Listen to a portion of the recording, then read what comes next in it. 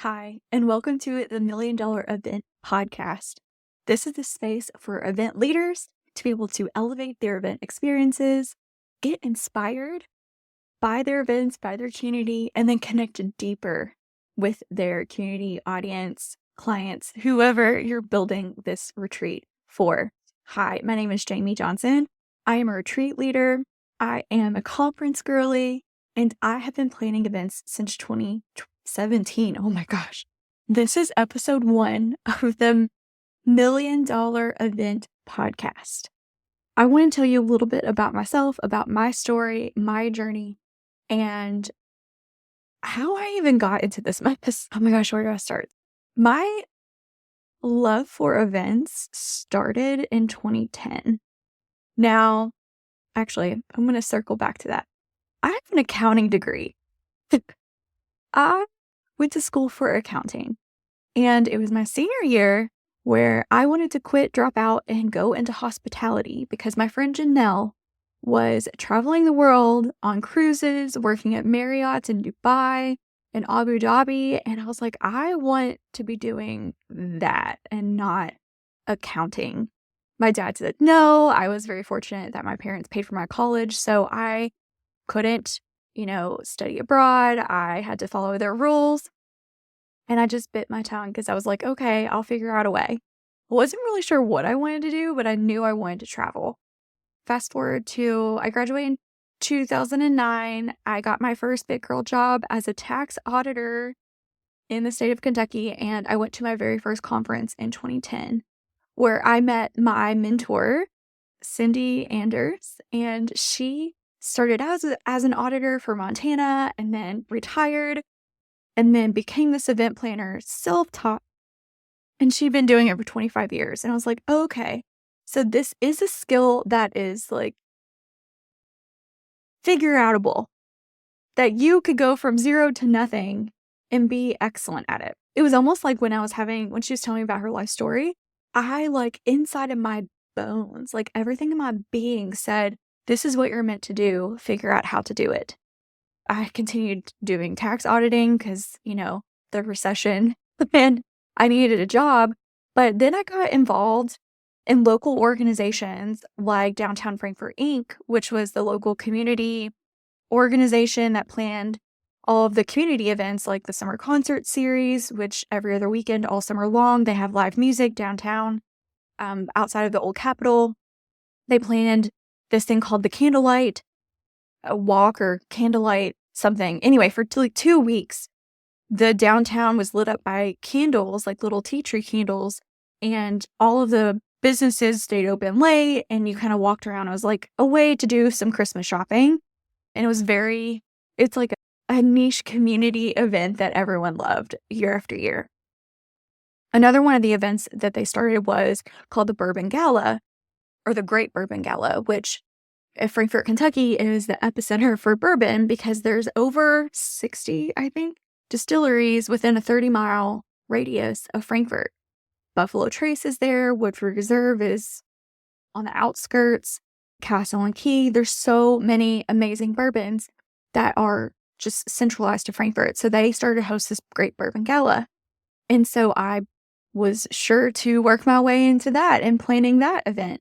I really joined these organizations where I could figure out what I wanted to do. I could try out different events because I wasn't sure. I knew I wanted to plan events, but I wasn't sure if I wanted to plan weddings or corporate events or I didn't know what I wanted. So I was like, you know what? Let's get my feet wet. Let's see if I can articulate how to plan events or learn how to do it that way. I also joined the Lexington Young Professionals Association, where they had monthly, I think, networking. And then they also had membership celebrations. I started to get involved in that organization as well.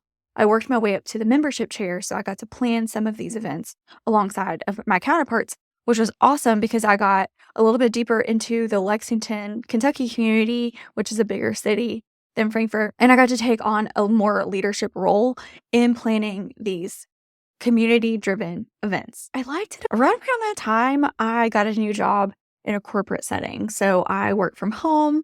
I was traveling a lot, and leading these community-wide, like, year-long projects was no longer an option for me. So I started to set out and try things like baby showers, bachelorette parties, and weddings. And I learned very quickly through this experience that I'm very bad at planning baby showers because I don't have any kids myself, and I wanted to do fun things like have a knocked up party where, the first one to have like little tiny babies and ice cubes, and the ice cube breaks, and you have the baby in your glass, like they win a drink. And I wanted to have like a cake with the baby being birthed. And I thought these things were really funny, but the people around me didn't think that they were funny, like having tossed the baby pong and like things like that. So I quickly learned that I wasn't the right person for that style of event. And then I tried my hand at weddings, and I realized that anytime that someone could chew me out over a hydrangea wilting in the middle of July in humid, hot Kentucky, that it just wasn't something for me, because the events that people take so personally, the weddings and funerals, they're high stress and they want everything to be perfect because it's like their one day. And no event is ever perfect. And it just was not fun for me. And I applaud anyone who thinks that is fun, because we need those people in the world. Weddings are a lot. But I did really, really thrive when I planned honeymoons. The stakes were a little bit lower. People were coming off of their wedding on this exhilarated high. So, like, literally, I could do whatever I wanted. And it really tied in my love of travel and planning.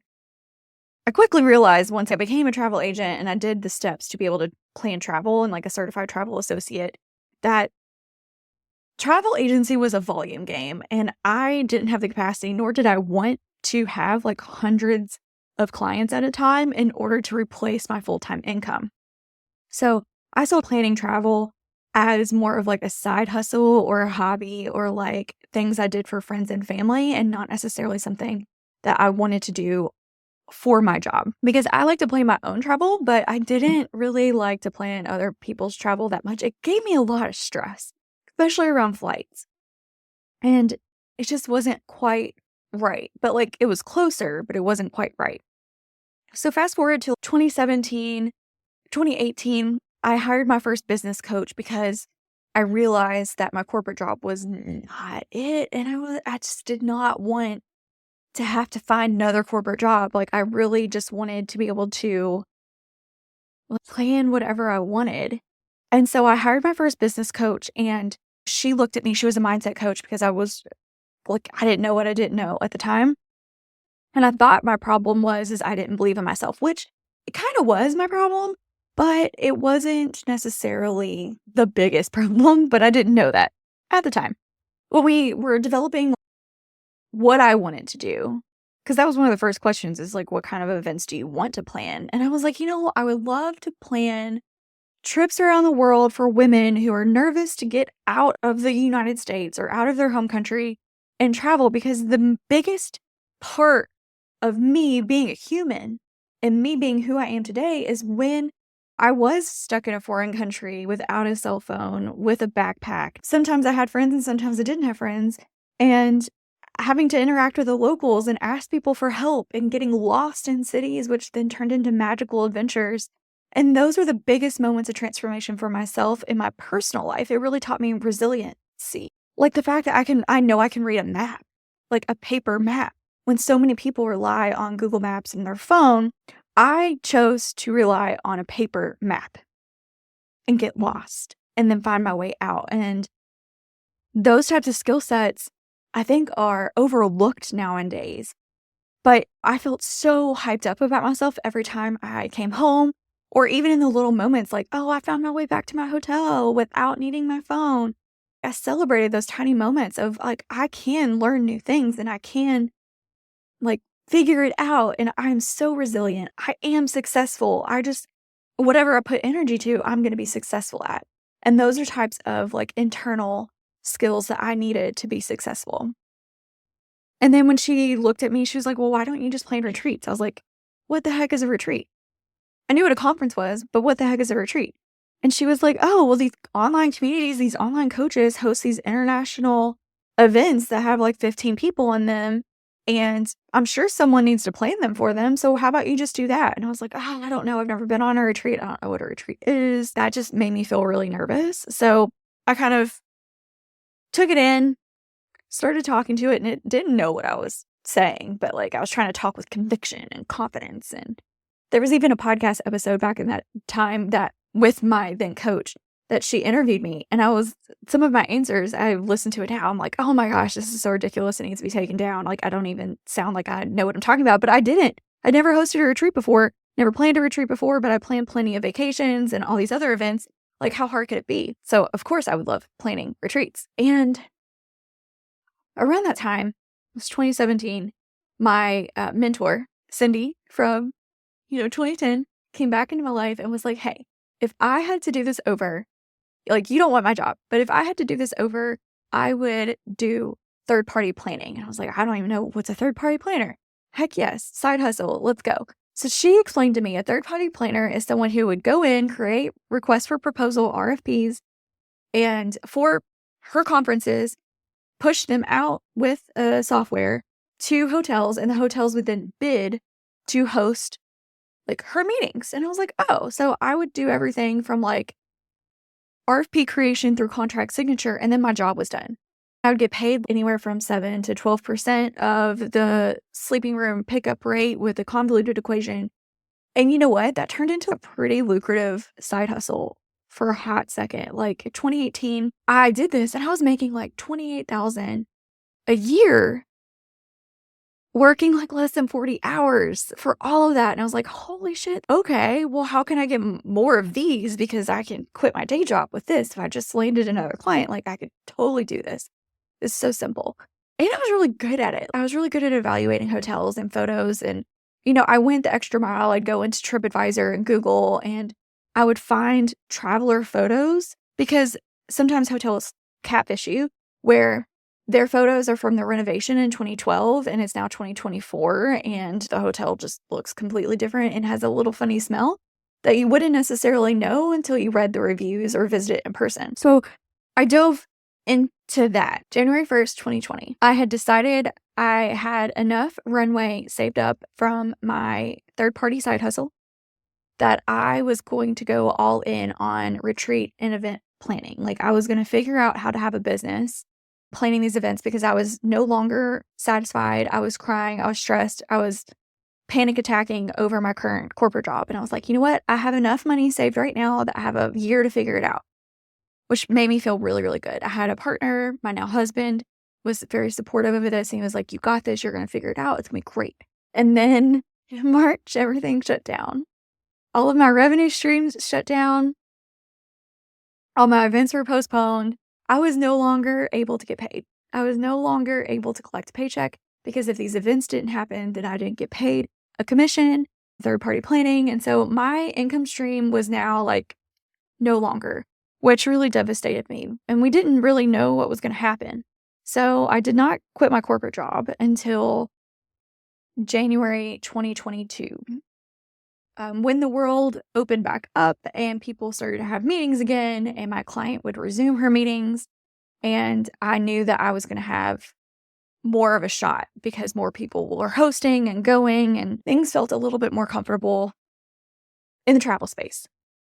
In between like March 2020 and January 2022, I went hard marketing retreat, like hard. I still didn't know what the heck I was talking about, but I had a vision and I knew what I wanted to create. I kind of knew who I wanted to create it for, but I had a vision of what I was going to be creating, and I just went hard on Instagram. And one day, I don't even remember what day it was, a person I used to be really good friends with in middle school messaged me saying, hey, I work for the honeypot company. You plan retreats, right? And I was like, yeah, I plan retreats.